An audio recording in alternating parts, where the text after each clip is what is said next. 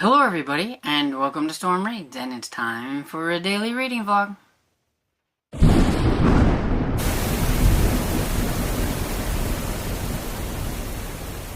Well, how do you do? It is Thursday, and what did I do last night? So, I read a little bit on A Box Full of Murder while I was watching some lives. I ended up watching Cat Novel Adventures for a while, and then I was watching Amanda Plays Games.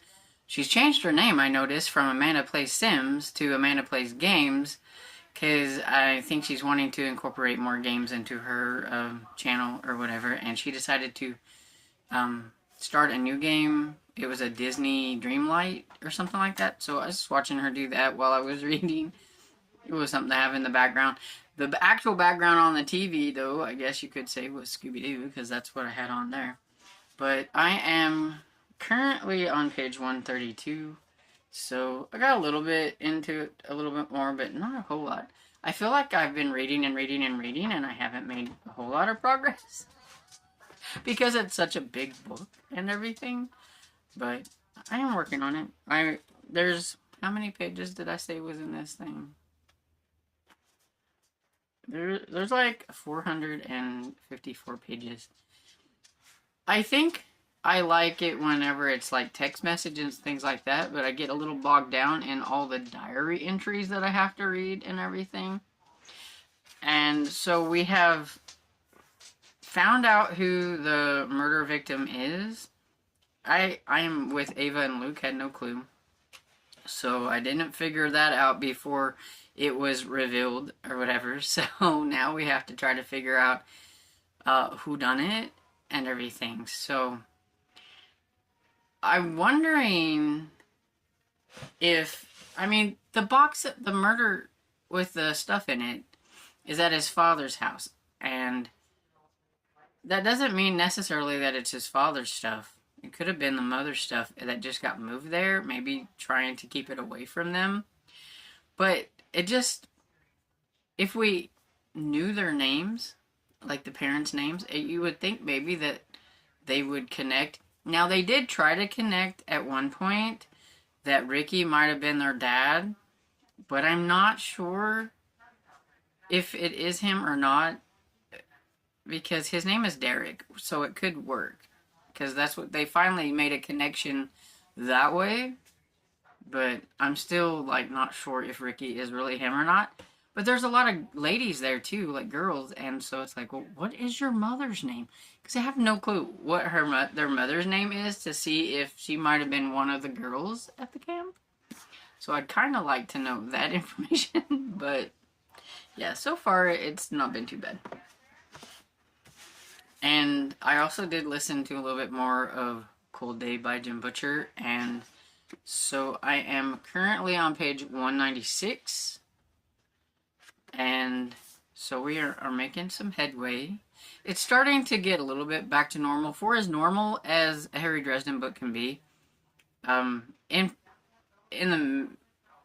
that it's starting to involve more characters that we're used to, like the side characters and things. It's still not got all the side characters back in and everything. And it's, like I said, it's hard to talk about without spoiling anything. So, but I'm starting to get into it a little bit more and everything. So there's that. It's a bunch of setups for the books to come. Now that I have read like all the way up to number 17 already, I can tell that there's a lot of setup going to the big build-up for what happens and everything. And I did start just a little while ago while I was cleaning some, before I decided, oh, it's like noon, I should probably go downstairs, that The Premonition of Withers Farm by Jamie Jo Wright, only 2% in. Like I said, just started.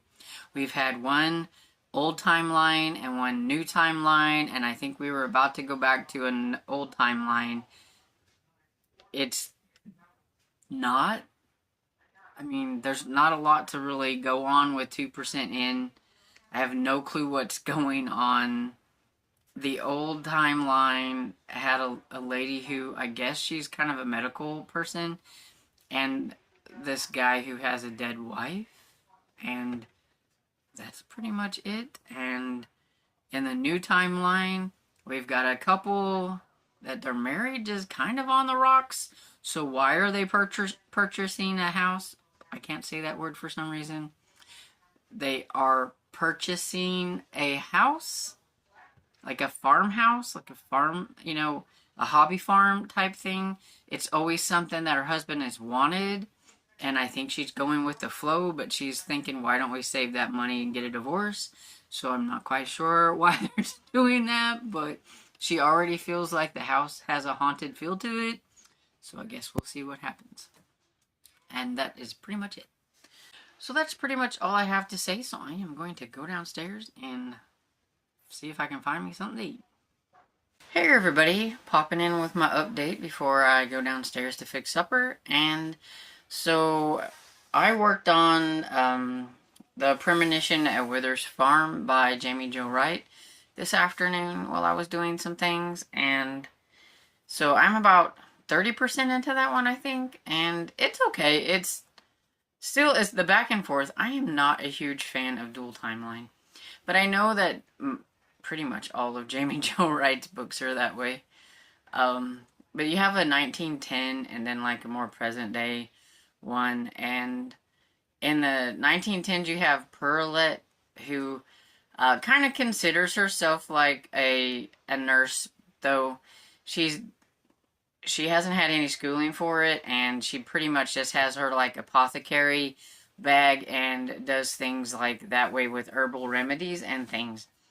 There's a doctor, actually, George, who kind of gets aggravated at her because she considers herself like a doctor when she's not, and he gets a little aggravated at her trying to do things for his patients and stuff like that, and being called in sometimes when it should be him being called in.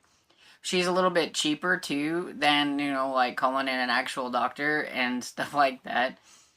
And somebody in that timeline was killed, and the doctor and her kind of, even though they like are miffed at each other like most of the time, like this one time he's like gonna walk her home, and she's like, I can see myself home, and he's like, well, if you don't know, like there was somebody out here that's killing, like women or whatever. So like he doesn't like that she does things, but he doesn't want to see her get hurt either. And it doesn't help that her mother's a spiritualist, so he doesn't really believe in any of that kind of stuff, and so they kind of bump heads a lot. And so you're just kind of going through like that timeline, and then in the like more present day timeline, you've got like Molly and Trent, and their marriage is kind of on the rocks, but it's mainly, I think a lot of it's because she gets depressed a lot because she's had 4 miscarriages, and she realizes she's never going to have a child, and she gets really, really depressed, and she's not eating properly, not taking care of herself and things. And I think that Trent feels like if he just leaves her alone, maybe she'll get better and everything. But he also feels like he can't. And he thought maybe buying this farm would like maybe help her get better. I don't know. Men's logic, women's logic, they're always different. And I think a lot of their problem is they're not talking to each other. She thinks that he's not like, doesn't love her anymore, doesn't want to, hang out with her, but I think he tries to let her do her own thing. Maybe he thinks that that's what she wants or something, So I think they, have a communication thing going. But anyway, they end up finding a dead body there, and she keeps seeing things too, which I think because of her depression and her mental state, like she's just really having a mental crisis, and she thinking she sees things maybe when she's not, and things like that. So she's hearing voices and thinks she sees like a child and like somebody else. And so she's kind of got this anxiety thing with that going on as well. And then you have like the dead body and all that stuff. And Trent's, the husband's not really being there and everything, because I just really don't think he knows what to do for her and everything. So you've got like those two different timelines going, and eventually you're going to figure out how they are going to go together. And so we just keep trudging along to see if I can figure it all out, because right now it's a little confusing. And so, yeah, that's pretty much it. So I'm going to go downstairs, and we are having leftovers. We're having leftover taco meat, and we're going to put it on a baked potato.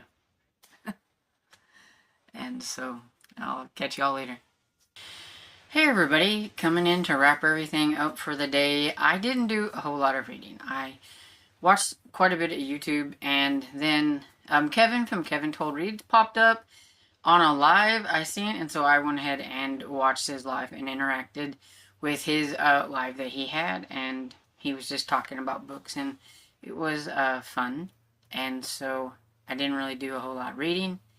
So I did read a tiny bit before, or listen to a tiny bit before I came up here in Premonition at Wither's Farm, enough to realize that in the modern section that the dead person is related to Molly's husband. So she didn't know that, and didn't know why she was there, didn't even know her. So that's interesting. And in the past, the historical part, they are finally, it's finally dawning on the one lady who's got a really strange name, and I remembered it earlier, and now I can't remember what it is. Perlette, I think that's it, Perlette.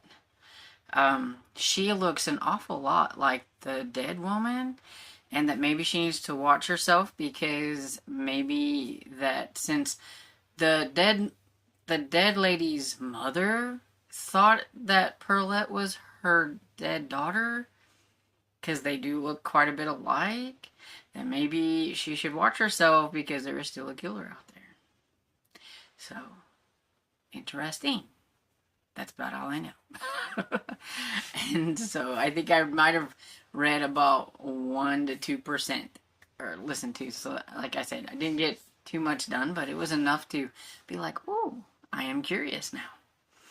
And so I'm going to pop off of here and hopefully get a little bit of reading done tonight. And I hope you guys had a great day. And we are getting close to the weekend. Woohoo! And so I hope you enjoyed this video. And if you did, please give it a thumbs up and subscribe. And I will see you all in the next video. Bye!